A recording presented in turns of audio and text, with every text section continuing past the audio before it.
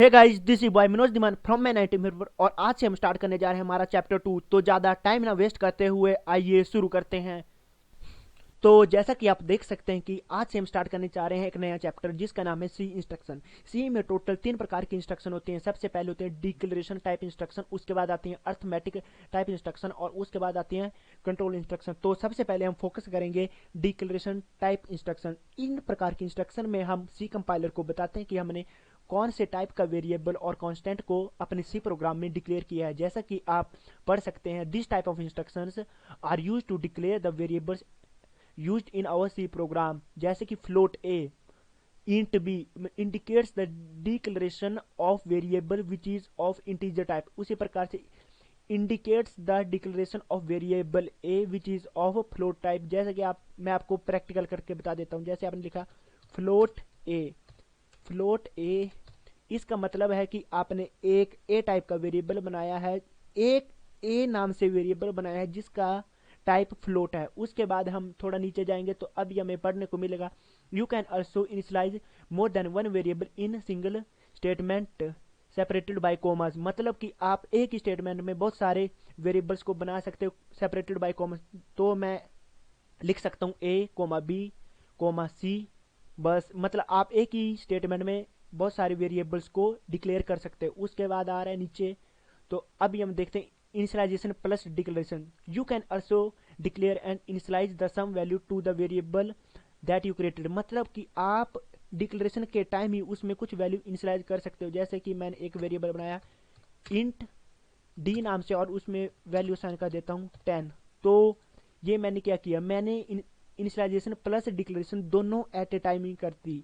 तो उस तो अभी हम पढ़ेंगे arithmetic instruction. This type of instruction is use to perform some arithmetic operation on the variables and the constants that we are created in our C program. तो arithmetic instruction के बारे में हम नीचे डिटेल में पढ़ेंगे। तो अभी हम पढ़ लेते हैं कंट्रोल इंस्ट्रक्शन। तो this type of instruction is use to control the sequence of the execution of the various statements in our C program. मतलब कि आपने जो इंस्ट्रक्शन हम अपने सी प्रोग्राम में लिखे हैं वो उसी ऑर्डर में एग्जीक्यूट हो, उनको कंट्रोल करने के लिए हम पढ़ते हैं कंट्रोल इंस्ट्रक्शन। तो अभी हम फोकस करते हैं अर्थमेटिक इंस्ट्रक्शन के ऊपर। जैसे कि आपने लिखा इंट ए बी सी, मतलब आपने मल्टीपल डिक्लेरेशन कर दी है एक ही स्टेटमेंट में जिसमें आपने 3 वेरिएबल बनाए हैं ए बी और C which is of int type. फिर आपने अगली स्टेटमेंट में a इक्वल टू 10, मतलब आपने a को वैल्यू असाइन की है 10। उसके बाद आपने b को असाइन वैल्यू करवाई है 20 और c में वो वैल्यू असाइन होगी जो कि a प्लस b का सम होएगा।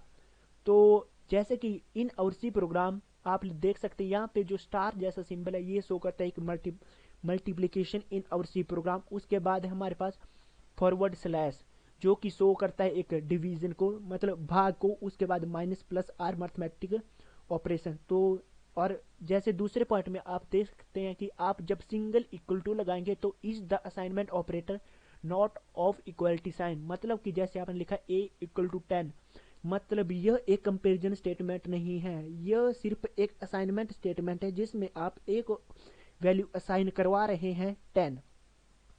तो जैसे कि आप नीचे देख सकते हैं A B C are variables of int type. A is assigning value 10, similarly B is assigning value 20 और आगे similarly C के लिए। वेरिएबल्स प्लस कॉन्स्टेंट्स को एक साथ ऑपरेंड्स भी बोला जाता है। तो की पॉइंट्स जो कि आपको याद रखने हैं, C allows only one variable on the left hand side of assignment operator।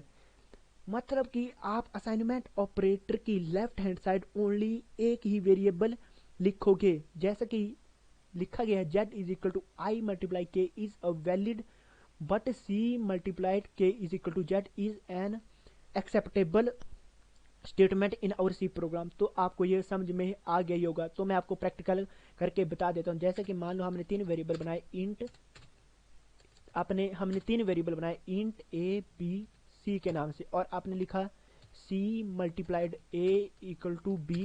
तो यह एक इनवैलिड स्टेटमेंट है। लेकिन अगर आप ऐसा लिखें इक्वल टू,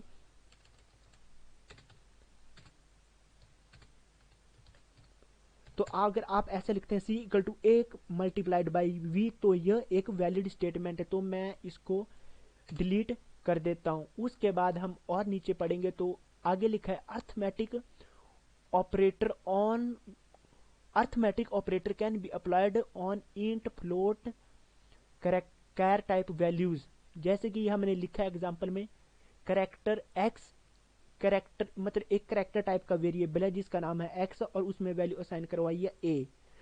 जब भी आप करेक्टर टाइप का वेरिएबल डिक्लेयर करते हो तो आपको सिंगल कोट्स के अंदर उस वैल्यू को लिखना होता है। जैसे कि हमने लिखा करेक्टर एक्स इक्वल टू ए और वाई इक्वल टू बी, और आपने नीचे एक वेरिएबल बनाया Z which is of int type, तो और आपने लिखा Z is equal to X plus Y, तो यह एक वैलिड स्टेटमेंट है। लेकिन आप सोच रहे होंगे कि A plus X plus Y, तो ए प्लस बी में क्या वैल्यू आएगी? तो but the result stored in Z is the sum of the ASCII codes of A and B. ASCII codes मतलब आस्की की फुल फॉर्म होती है American standard code of information interchange. मैं आपको इसके पीडीएफ का लिंक डिस्क्रिप्शन बॉक्स में provide करवा दूंगा, जो कि आपको उसको याद नहीं करना, लेकिन उसके बारे में थोड़ा बहुत इंफॉर्मेशन आपको याद रखनी है। तो उसके बाद अब हम नीचे चलते हैं और अभी हम पढ़ेंगे some mathematical operator in our C you can say mathematical function. जैसे कि आप सबसे पहले हम पढ़ेंगे पावर फंक्शन के बारे में। Suppose you want to find 2 की power 3 instead of using int a equal to 2 multiplied by 2 you can use power function. तो आप लिखेंगे इंट a और a में a इक्वल टू लिखेंगे पावर, और सबसे पहला जो आप आर्गुमेंट पास करेंगे वो पास करेंगे किसकी वैल्यू को रेज करना है। तो आपने 2 की वैल्यू को 2 को रेज करना है, कितनी पावर से रेज करना है, तो उसके बाद 3, तो आपका रिजल्ट a में वैल्यू आ जाएगी 8। उसके बाद हम पढ़ते हैं स्क्वायर रूट फंक्शन के बारे में। जैसे कि मान लो आपको a में स्टोर करनी √2 की वैल्यू, तो आप लिखेंगे int a equal to square root, यहाँ पे लिखेंगे आप SQRT और ब्रैकेट के अंदर 2, बस हो गया। उसके बाद हम पढ़ते हैं कुछ ट्रिग्नोमेट्रिक फंक्शन। जैसे कि आपने लिखा, तो ट्रिग्नोमेट्रिक फंक्शन सबसे पहले पढ़े, जैसे आपने लिखा है साइन, मतलब तो आप लिखोगे float a equal to sine और उसके अंदर वैल्यू पास करोगे। Similarly for cos, tan, cot, cosecant etcetera. तो उसके बाद हम पढ़ेंगे for using inverse trigonometric function, मतलब कि इनवर्स ट्रिग्नोमेट्रिक फंक्शन का यूसेज अपनी सी प्रोग्राम में कैसे करना है। तो उसके लिए हम लिखेंगे float a equal to A sine और उसके अंदर हम वैल्यू पास करेंगे। लेकिन आपको इन ये जो आप मैंने यहाँ जो ए लिखा है वो एक वेरिएबल है फ्लोट टाइप का, और ये जो यहाँ पे ए है ये प्री डिफाइंड सिंटैक्स है जो कि यूज्ड होता है इनवर्स ट्रिग्नोमेट्रिक फंक्शन को लिखने के लिए। तो आप अगर ऐसा भी लिख सकते हो float b is equal to A cos of, और उसके अंदर आप वैल्यू पास करोगे और b में वैल्यू स्टोर होगी कॉस इनवर्स ऑफ, जो की वैल्यू आप उसमें पास करोगे। होप यू विल अंडरस्टूड, हाँ अब तो आप समझ ही गए होंगे। तो उसके बाद हम पढ़ देते हैं इंपॉर्टेंट नोट।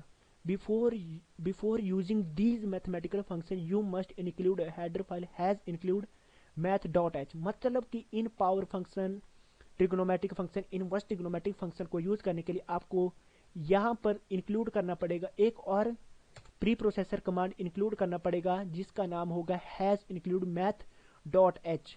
तो ये मैंने आपको इसका सैम्पल प्रोग्राम दे दिया है, मतलब आपको, और इसके अंदर आप उन फंक्शंस को क्या कर सकते हो, यूज कर सकते हो। तो उसके बाद हम पढ़ते हैं इंटीजर फ्लोट कन्वर्जेंस। तो सबसे पहले रूल्स पढ़ लेते हैं। An arithmetic operation between an integer and integer always yield an integer in result, मतलब कि जब आप कोई भी अर्थमेटिक ऑपरेशन लगा रहे हो between two variables which is of int type, तो जो आपका रिजल्ट आएगा वो ऑलवेज इंटीजर वैल्यू आएगा। सही है, समझ में आ गया आपको। तो आप दूसरा रूल पढ़ते हैं। An operation between the real and the real is always real, similarly real और रियल के बीच में कोई भी अर्थमेटिक ऑपरेशन होगा तो जो फाइनल वैल्यू आएगी वो भी रियल टाइप की होगी। तो थर्ड भी पढ़ लेते हैं। An operation between real and integer generate N real value, यह एक इंपॉर्टेंट है, इसको आपको याद रखना। मतलब अगर आप कोई अर्थमेटिक ऑपरेशन कर रहे हो between real and integer value, तो जो रिजल्ट आएगा वो एक रियल वैल्यू होगी। जैसे कि एग्जांपल, जैसे लिखा आपने 6 नहीं आएगा 2 आएगा, यहाँ पे कुछ मिस्टेक होगी। और आप जैसे नीचे लिखते हो 7.0, मतलब कि आपने इसको रियल वैल्यू में कन्वर्ट कर दिया डिवाइडेड बाय 3, तो आपके पास आंसर आएगा 2.33। सिमिलरली रियल और रियल के बीच कोई भी ऑपरेशन होगा तो रियल वैल्यू जनरेट होगी। उसके बाद हम देखते हैं टाइप कन्वर्जन्स इन असाइनमेंट, मतलब असाइनमेंट केस में कौन कौन सी कन्वर्जन होएगी। जैसे कि आपने एक वेरिएबल बनाया इंट आई और फ्लोट बी, तो आपको पता है कि आई स्टोर करेगा वो एक इंटीजर वैल्यू होगी, लेकिन आपने आई को वैल्यू असाइन कर दी 3.5। तो पढ़ते हैं आगे क्या लिखा है, here I can not be going to store an real value therefore it will demoted to 3 and 3 is going to store in C in I sorry similarly B is going to 30.00, मतलब की real value. आपको समझ में आ गया। उसके बाद हम पढ़ते हैं अलजेब्रिक ऑपरेशंस। मैथ्स में हम इस प्रकार से यूज करते हैं और इन्हीं ऑपरेशन को हमने सी प्रोग्राम में लिखना, तो आपको इस प्रकार से लिखना होगा। तो कंट्रोल इंस्ट्रक्शन, तो डेफिनेशन हमने ऑलरेडी डिस्कस्ड कर ली है। तो अभी हम पढ़ते हैं टाइप। तो सबसे पहला टाइप होता है sequence control instruction, order of instruction matter in which you want them to be executed. समझ में आ गया आपको। उसके बाद आता है हमारे पास सिलेक्शन और डिसीजन मेकिंग, ये हम आगे पढ़ेंगे। रिपीटेशन और लूप कंट्रोल, ये भी हम आगे पढ़ेंगे। केस कंट्रोल, ये भी हम आगे पढ़ेंगे। तो इसी के साथ अब मिलते हैं अगले वीडियो ट्यूटोरियल में। तब तक के लिए जाओ और फोड़ो।